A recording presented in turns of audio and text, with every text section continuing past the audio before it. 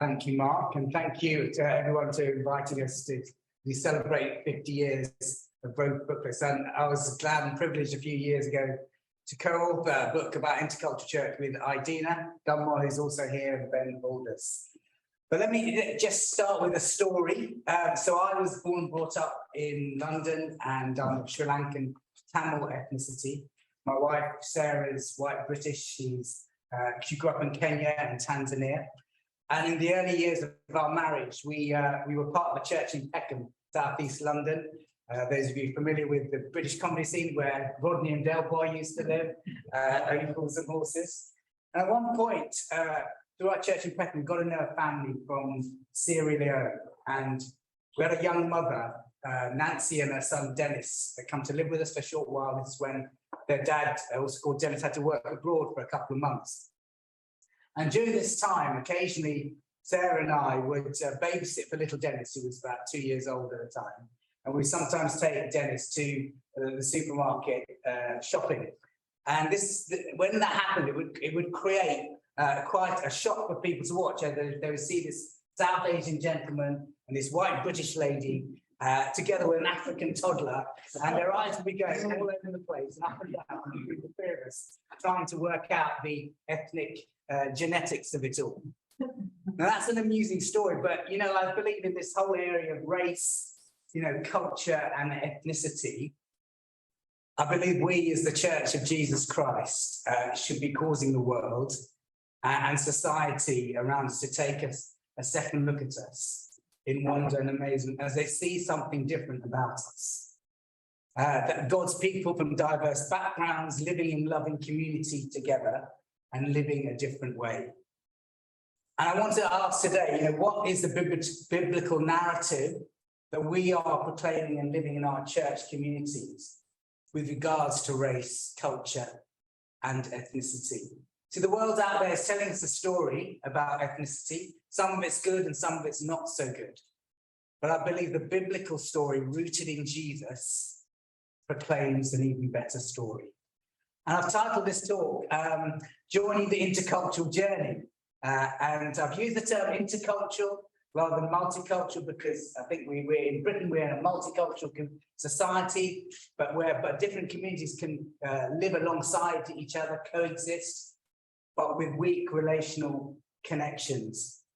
But to quote from the booklet, in an intercultural church, the whole community is transformed by each person's own culture, talents and faith, commitment. As a result, the community evolves organically and difference is valued and celebrated. And there's no one domineering culture, but instead a reciprocity and willingness for all members to learn from and be shaped by and love one another more deeply. And I want to suggest, friends, that isn't intercultural church the heavenly destination to which we are working towards and heading for? Is not intercultural church the great consummation of all things and part of the new heaven and the new earth, where we will be gathered from every nation, tribe and tongue as Jesus' worldwide church, an eternal church? So as Mark said, I lead a church plant called Mosaic in Harrow, which aims to be an intentionally intercultural church community. And one of our stated goals is that we celebrate Christian unity and cultural diversity on earth as it is in heaven.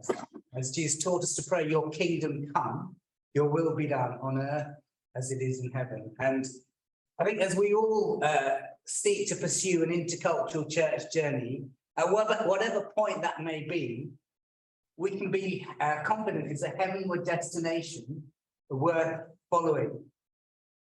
In his book, Transforming Mission, David Bosch highlights the necessity of paradigm shifts in mission.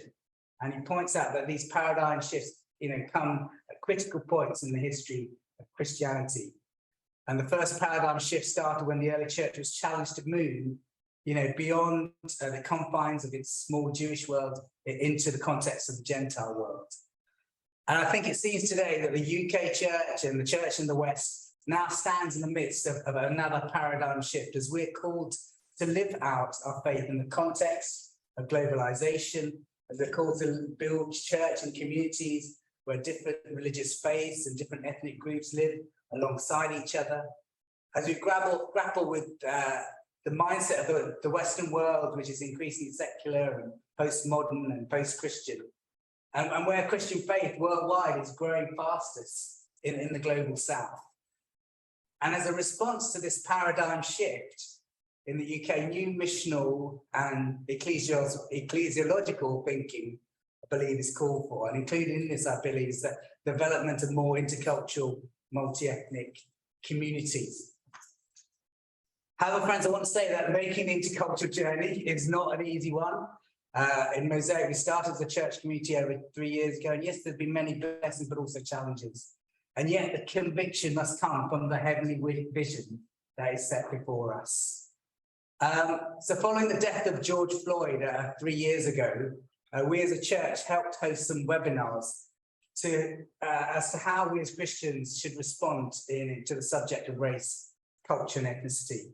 We looked at a theological and biblical basis to the topic, what is God calling us to do, practical response. And for us, there were, I think, basically 3 components to our reflections on the subject of race, culture, and ethnicity: the challenge, the solution, and the celebration. And I'd like to just share these aspects with you, I think, because I think they are important, important in this topic. So firstly, the challenge. I think, ethnic prejudice and discrimination is a sin that has affected all of humanity, whatever our ethnicity. And as such, governments and authorities cannot legislate for what is fundamentally a sin in the heart of every human being. That says governments can create environments that promote ethnic harmony and that promote and stand up for racial justice. And also, prejudice and discrimination is not just about white people discriminating against black people. It's all of us discriminating and judging in our hearts. And I know this from being increasingly aware of my own prejudicial sin in my own heart, also from being with people from a wide range of ethnicities over the years. Sinful distrust and alienation from cultural and ethnic other is a worldwide phenomenon. So our family and I lived in Sri Lanka for a few years, from 2000 to 2008. And the sort of background to Sri Lanka is there's been a civil conflict for the last 50 years between Tamil and Sinhalese people and Tamil backgrounds. And so looking at Tamil or Sinhalese, you can't tell from looking at them. Culturally, there's so many similarities, but yet there was such hostility even within the church and so on. So it's not about, just colour prejudice, but as we know, Jesus prophesied in the last days, didn't he? Nation shall rise against nation, literally ethnic group shall rise against ethnic group. And world history, both past and present, bears witness to the fact. And yet, biblically, we also know that our faith in God and our conversion to follow him does not automatically rescue us from prejudice and discrimination. In the Old Testament, Jonah didn't want to preach to the Ninevites, and even when he did and they repented, he was equally upset about it. In Numbers 12, we have this story of Miriam and Aaron, Moses' brother and sister, and they began to murmur against Moses because of his Cushite wife. And almost certainly this was racial prejudice, because Cush is an ancient kingdom that today would include southern Egypt, Eritrea, Ethiopia, and parts of Sudan, and where Black African civilizations flourished for many years. So it's highly probable that Moses married a Black African woman. And moving on to the New Testament, we see the example of ethnic prejudice, as we know, in the Apostle Peter in Acts 2 preached to Pentecost, a spiritually fruitful message that 3,000 people came to faith. And furthermore, Peter had seen Jesus crossing ethnic and cultural barriers, like in Jesus' encounter with the Samaritan woman. He'd known about his command to make disciples of all nations. And yet, there was still cultural prejudice in his heart.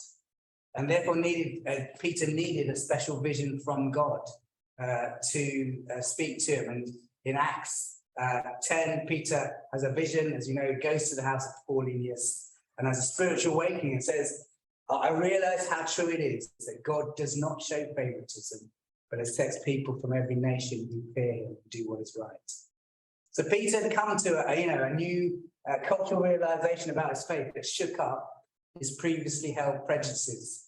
And I think our learning from Jonah and from Miriam and Aaron and Peter is that neither faith in God nor holding a significant leadership position within the biblical worshiping community prevents us from being ethnocentric and culturally prejudiced. John Wesley said, didn't he, that the last person, part of a person to be converted is their wallet. And I think we can also add to one of the other last parts of a person to be converted is our love and affection for cultural and ethnic other. And yet the Bible says in Ephesians 2 that through the cross, Jesus has broken down the dividing walls between different ethnicities. And in Jesus, we find unity and community and family in him. And so our second point is that there is a solution for all sin through Jesus' death on the cross, including racial and ethnic prejudices.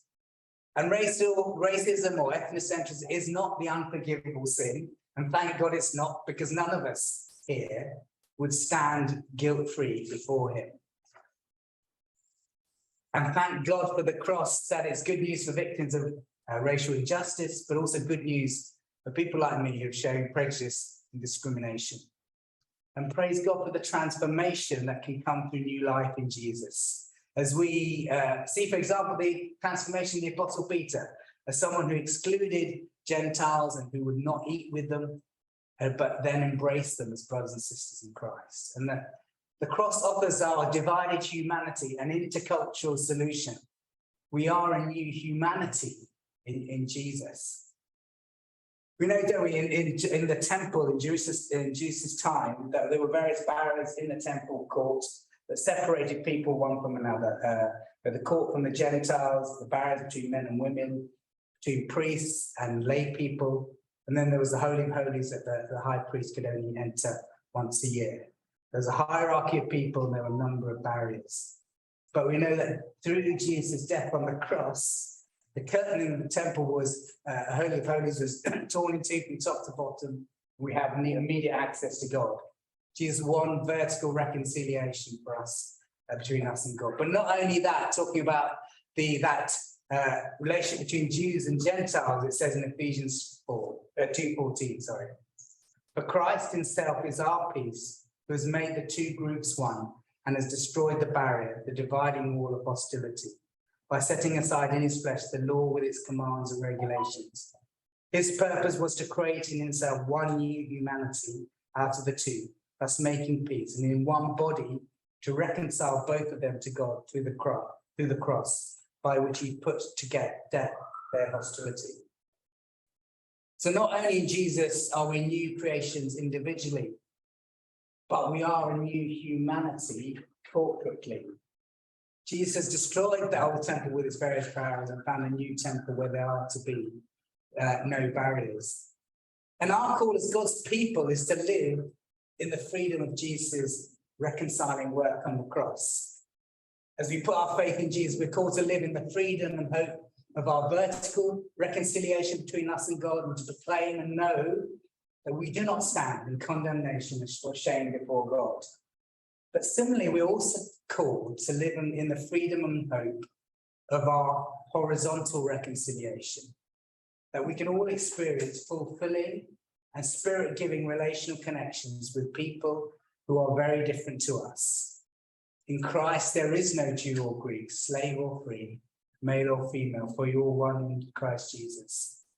And community life in Jesus offers a new relational hope and freedom. So we're called to live a different way in the power of what Christ has done for us on the cross, resolving to break down cultural and relational barriers. And based on this at Mosaic, there were some values around culture that we felt we wanted to pursue as part of that. We wanted firstly our members to grow in cultural intelligence, to develop skills and attitudes that will help us better understand and connect with people of different cultures.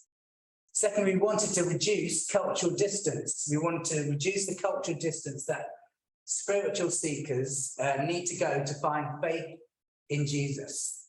Know that whoever they are, they don't need to leave their culture at the door of a church to become a Christian and be part of the church community.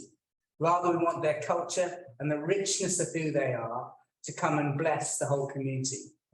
And we also want to reduce the cultural distance between members of the church community so that culture is not something that divides us, but enhances us.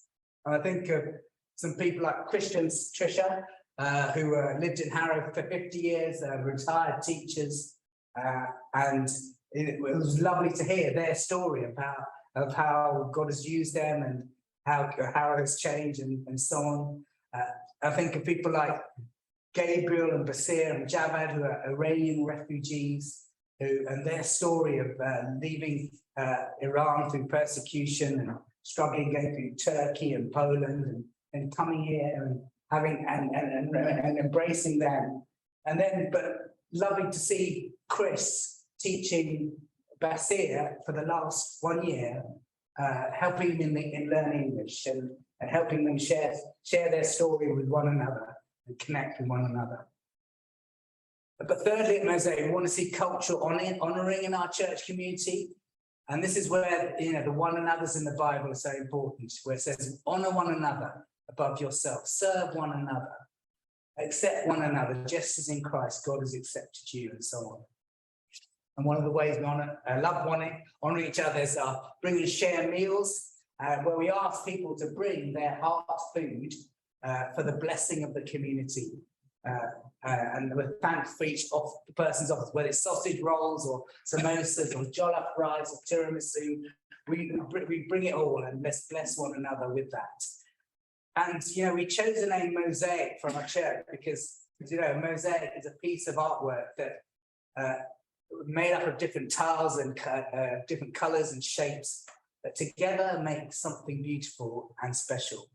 And that's what we believe about our Mosaic community, that our differences and cultural diversity enhance the specialness of our time together. And we believe that each person adds a unique richness and beauty to who we are as followers of Jesus. And as you know, when in a mosaic, when one piece is missing, it actually detracts and takes away from the overall beauty of the picture. Every piece of a mosaic makes a contribution. And another way in Mosaic that we honour one another's culture is learning Christian worship from around the world. I'm now going to hand over to Jessie Tang, who's Jessie was the worship leader and community coordinator at Mosaic until June this year, and she's now the Intercultural Ministry Director in the Diocese of Leicester, and she's going to share something about intercultural worship. So over to you, Jessie. I'm going to start with maybe an obvious statement. God created all nations and desires all nations to worship him together. And I'll read from Psalm 86, verse 9. All the nations you have made shall come and worship before you, O Lord, and shall glorify your name. So when we sing songs in different languages and different styles, we're saying to people that their culture is valued, that the gospel is for them. And we know that music and language connects to the heart, and this is one of the ways that we can express ourselves to God in worship, and people can be fully and authentically expressing themselves like this before the Lord. Now, at Pentecost, in Acts chapter 2, verse 11, we read that a crowd of people from different nations heard the wonders of God declared in their own tongues, and this drew them in. I'd like to tell you a story about a man named Tas, and Tas is a Tamil speaker, and he is a regular member of Mosaic. When we met him, Tas was a Hindu. In December 2019, he attended our Mosaic Christmas celebration, and then following on from that, he also attended another service where he saw a white British worship leader leading a song in Hindi, and the song's called Shukriya. And by the way, Tas doesn't even know Hindi, but he was really blown away by this cultural respect and this humility and this such honouring of culture that would lead a white British man to sing a song in a language other than English. You can say that Tass's mind was blown when he experienced this. We got to know Tass and we walked alongside him through some of his difficult times. And actually in December 2020, he became a Christian and has been a regular part of Mosaic community since then.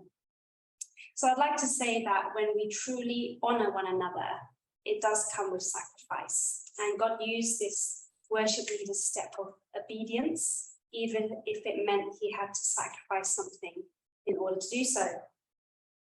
Cross-cultural worship does mean crossing into something that might be unfamiliar, which can be uncomfortable, which can be scary as well. But what does it look like for us to lay down our worship preferences?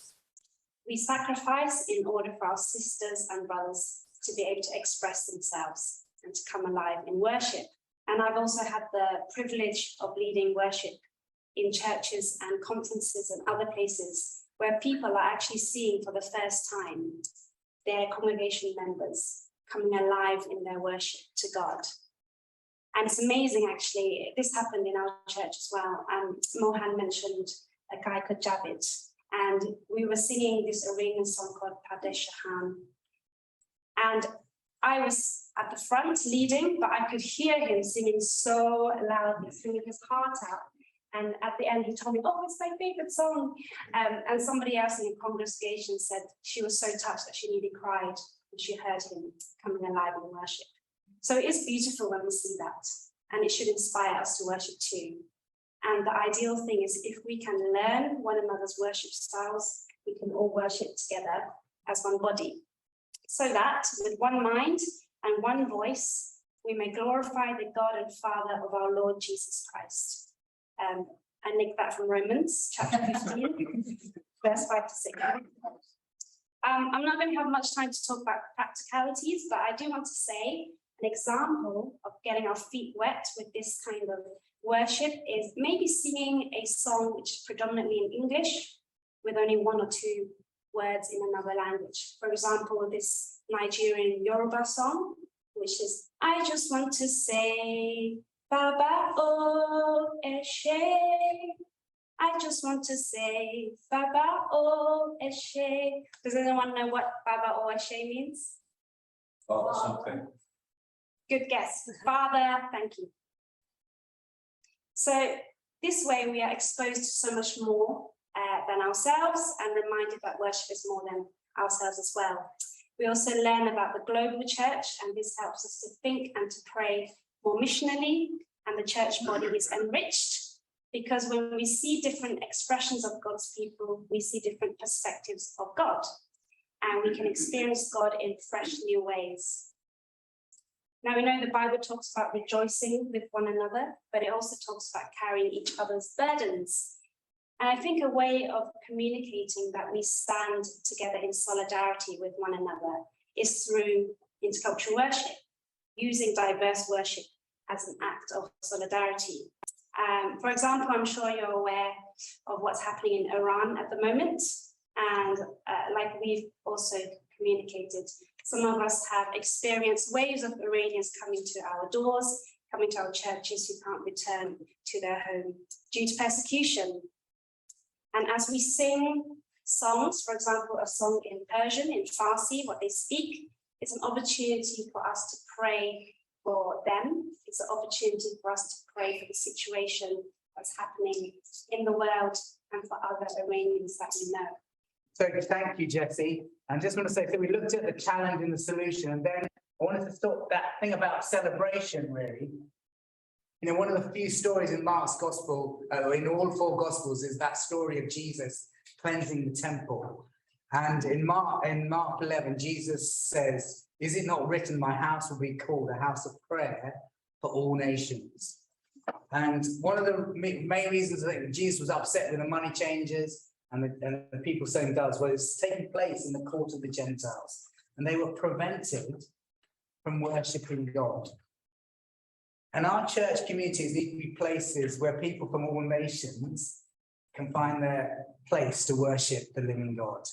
Our churches should be places where people can worship God and celebrate together in a way that is true to their individual and cultural identity.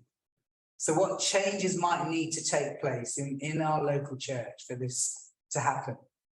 I want to fast forward to Revelation 21 and some words from the Apostle John. I did not see a temple in the city, that is the heavenly Jerusalem, because the Lord Almighty and the God are its temple. The city does not need the sun or the moon to shine on it, for the glory of God gives its light, and the Lamb is its lamp. The nations will walk by its light, and the kings of the earth will bring their splendor into it. On no day will its gates ever shut, for there will be no night there. The glory and the honor of the nation will be brought into it. Nothing impure will ever enter it, nor will anyone who does what is shameful or deceitful, but only those whose names are written in the Lamb's book of life. That's amazing that all that is good and wholesome from every culture and people group in the world will be brought and treasured in the New Jerusalem. And it's interesting that our ethnic and cultural distinctives as human beings are not obliterated in heaven, but far from it, but they're preserved, celebrated, and offered as cultural treasures to God. And the glory and honor of the nations is somehow warmly received and incorporated into that wider glory of God, which will light up the heavenly Jerusalem. The Psalm 2, a messianic psalm, God says to his son, I'll make the nations your inheritance, the ends of the earth your possession.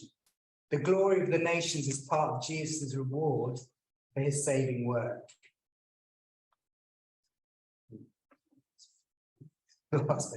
So what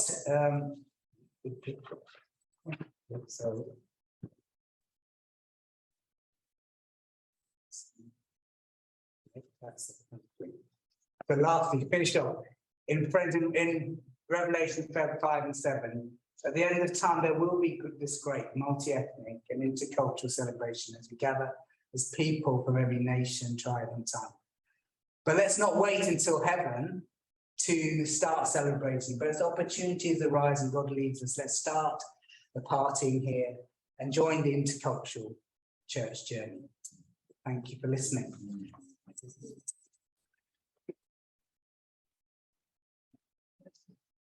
I think we'll do it before we go to lunch.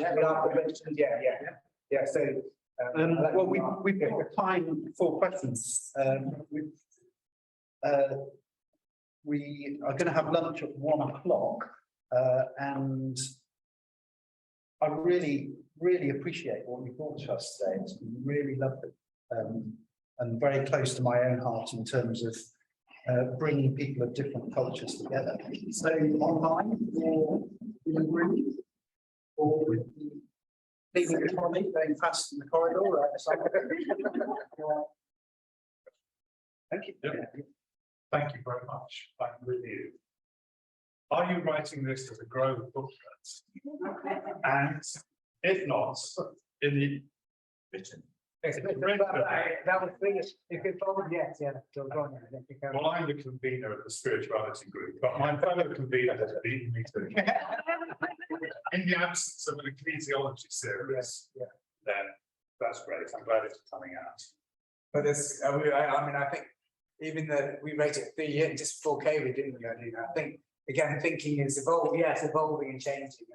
I think Jessie would like to write a great booklet on intercultural worship. So there's a class there, but also, how it's a new. We're learning. I think even when Tama wrote it, I'm sure yours as well, changes and think learning. Thank you for your encouragement. Can I ask a question? Yeah. And I'm curious about the origins of the Mosaic. Yeah.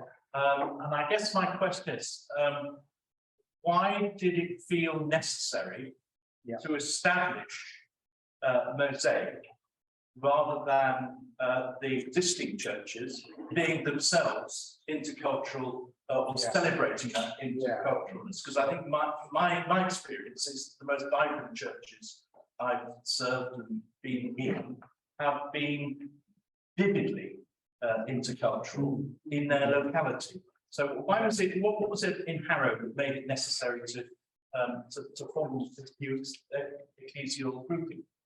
Yeah, I too agree. I think what's the one part of me wants intercultural to be on the mission action plan, certainly of every church in London, but also I think wherever we are in the UK, there is diversity, and it's in different forms, ethnic diversity, but also other diversity. Harrow is very diverse, one of the most diverse, yeah. I think my experience is that we're all at different stages on the intercultural journey, and we were exploring, you know, how do we push into in a pioneering way. I've had conversions on the intercultural journey. I think I'm sure we can all share, and that journey, and not everyone. I'll be honest, not everyone gets it. Even church leaders don't get what is intercultural, because I think we have our own view of what that might mean, and it's not just representation that, you know, or assimilation into the majority culture. But I believe we're in Britain, and we honour the majority culture, and we want the UK church to flourish. And we are British, you know, we sing in English is our main language, and I believe that there is something about where you locate yourself, but also how do we then in that space still honour whoever is part of our community. And as Jessie said, it's about that sacrifice and our posture, I suppose, our posture.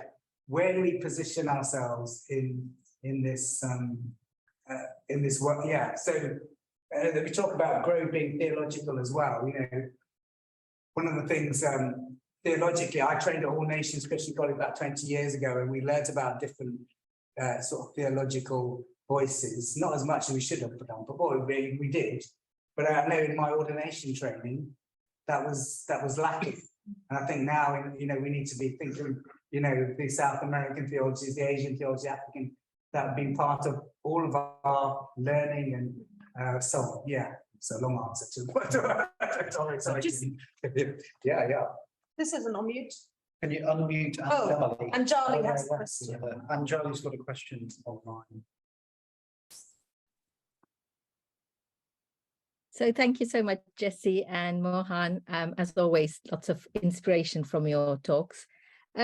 As you probably know, I'm in a monocultural area, and I'm really trying to get them to get on the intercultural bandwagon.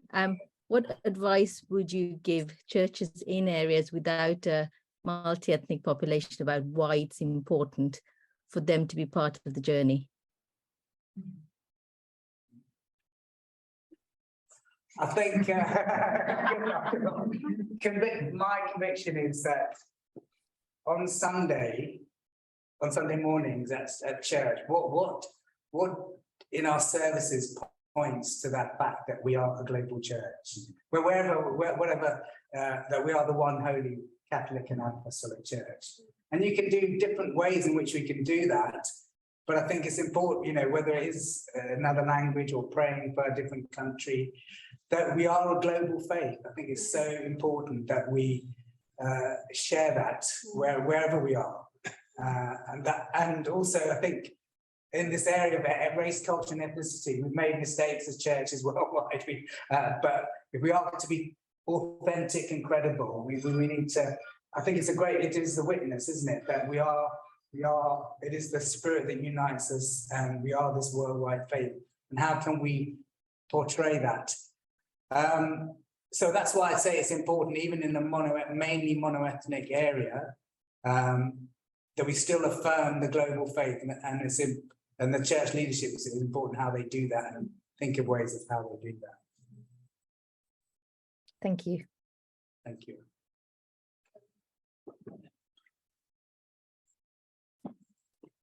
First of all, thank you so much. What a foretaste of heaven as we were singing together. And it reminded me of when we sign as well, going back to the embodiments. I want to step slightly to other church spaces. So first of all, an observation.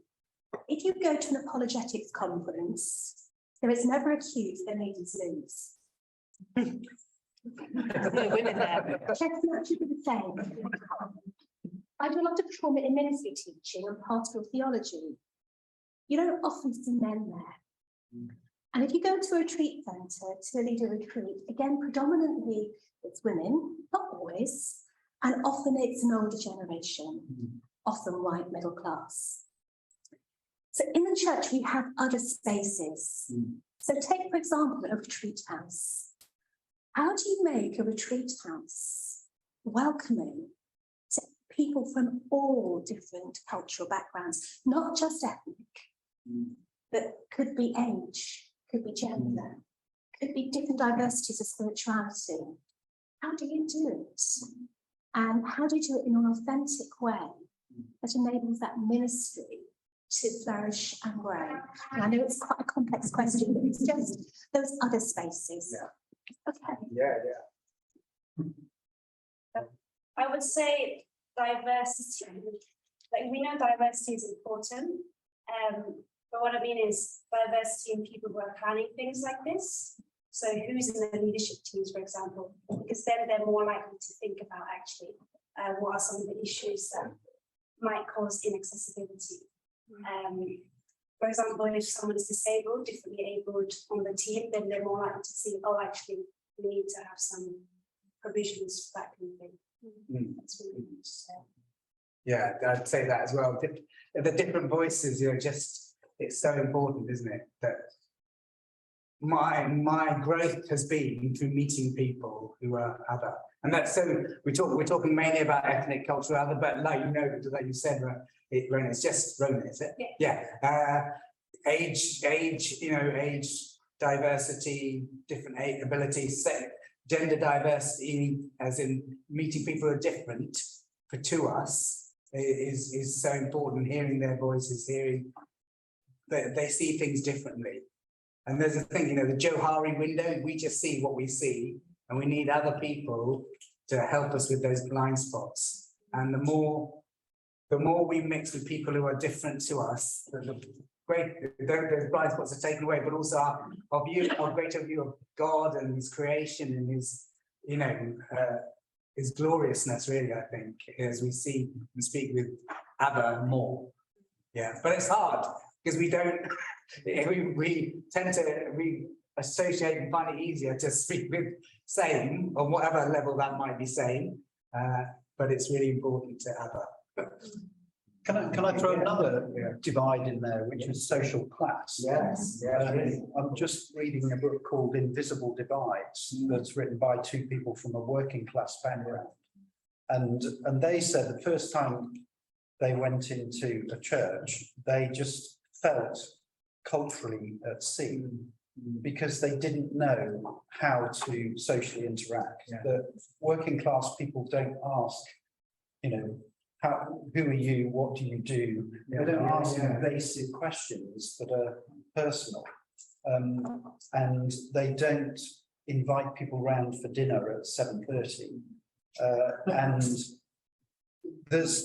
their critique is that certainly a lot of the Church of England is culturally very middle class, and people from a working class background can't work out how to get involved. And I preached about this on Sunday in my congregation, and even though the church is located in one of the poorest neighbourhoods, this is Winchester, but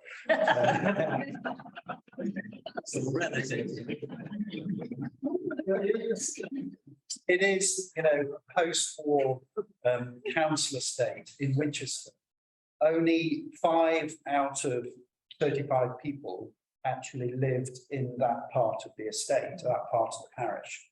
And 2 of the people that live in that part of the parish over coffee said, we feel excluded. People don't naturally come and sit with us over coffee. Any comments about that kind of social exclusion?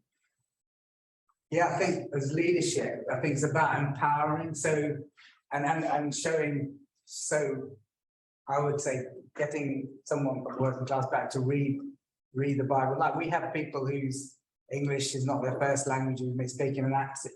And it's creating. This is what's important is participation triumphs over performance. Remember one of my incumbents said that, and I think that's participation, and that's has stayed with me, that we can empower people, saying it's not about speaking the Queen's English and giving representation. But you're right. I think class divide is probably one of the biggest.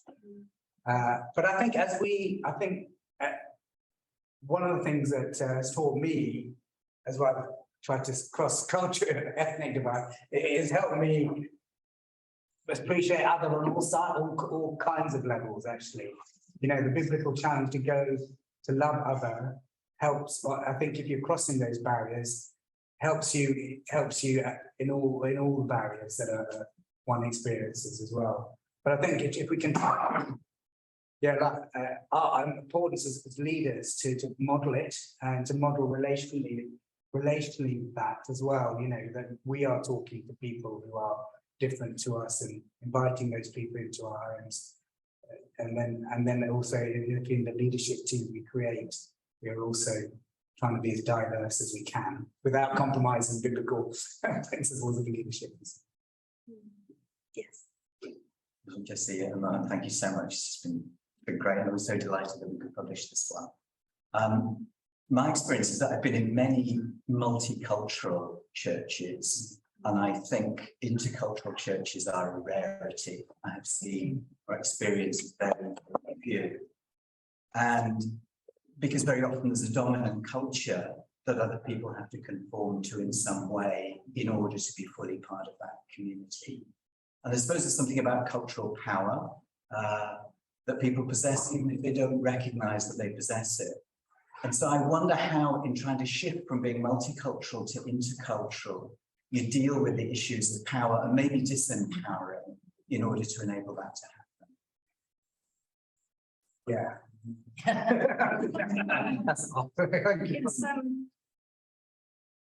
It's a kind of the idea of what does it look like to decolonize Christianity, and actually the teaching behind that. Like, do we know that 2/3 of the world's Christians are not in the West? But then we're still doing church in a Western way. So I think it does come through teaching and helping people to realize this and seeing actually, are there different ways that we can worship together? Yeah, I think it is a really good question, Colin. I think how do we? You can get the leadership to I think to talk honestly, I think is really hard, because I think it's such a, you know, race, culture, and ethnicity is a political. We talk about political correctness, and we talk about, you know, we've done the training in unconscious bias or whatever, but that doesn't solve the situation. You know, it's about and allowing space for people to share pain, but also and on all fronts, not just from the dominant culture or the minority culture. There's shifts that we all have to make, and I understand that, you know, widespread immigration is a threatening thing. You know, it's to British culture. We've got to honestly name that and say, but unless we name sometimes we, especially in this area, we're treading on eggshells, because you know, in the media, you can't say this and you can't do that. But we are, you know, as God's people, how can we create a space of honesty and love, and, you know, that love in that community of love, really, where we can be honest and share what we want to aim for, really. And that's where, as leadership, we can try and say what is our aim, and corporately shape values that we all then own and work towards, really. Yeah, that would be. I wonder if you think there's a kind of almost dissonance between what our leadership looks like, and we aim for leadership reflecting the makeup of the body, rather than saying, actually, we're going to create something intentional about the diversity of our leadership, and therefore the body will begin to assimilate or change, not to be kind of not to undermine its purpose, but almost to say, okay, there are voices that disproportionately are not heard and voices that are disproportionately overemphasized at the local level or in the body. And so we need to elevate those voices, not to undermine the voices that are already being heard or the accents they're in, but actually so that we can get clearer, we can hear clearly from even the minority views. But sometimes I don't know whether you think people are a little bit worried of saying, well, if we're too intentional with, you know, having a diverse panel, then that's not fair because that doesn't accurately reflect the large body of people that we've got here. But I don't think it's the purpose to reflect just the body that's already gathered, but to reflect something that we're aiming for, would you say? Yeah, no. Yeah, I think the word intentional is the key. I think a really important one.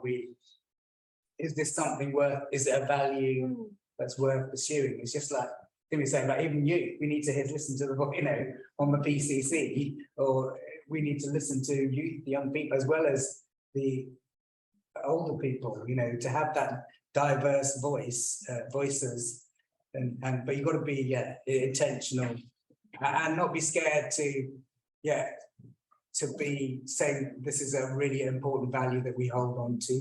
I think it's not just being a welcoming church that will transform us into an intercultural church.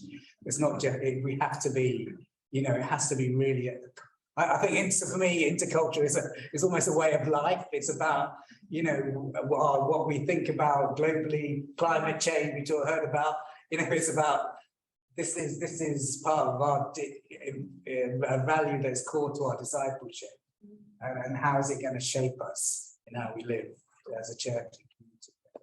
I think there's something about leadership modeling, not just the good side of it, but also the struggle. Yeah, I serve as a non-spectator minister in a parish where we have, until very recently, we've just lost it, but we had a Punjabi priest and a Bolivian priest and 2 English priests in leadership. We didn't always get on. We struggled. It was difficult relationships. Yeah. But I think that's given courage to the different ethnic groups that we have within the church to come forward in terms of lay ministry. So we now have a Polish woman, for example, training for the ministry.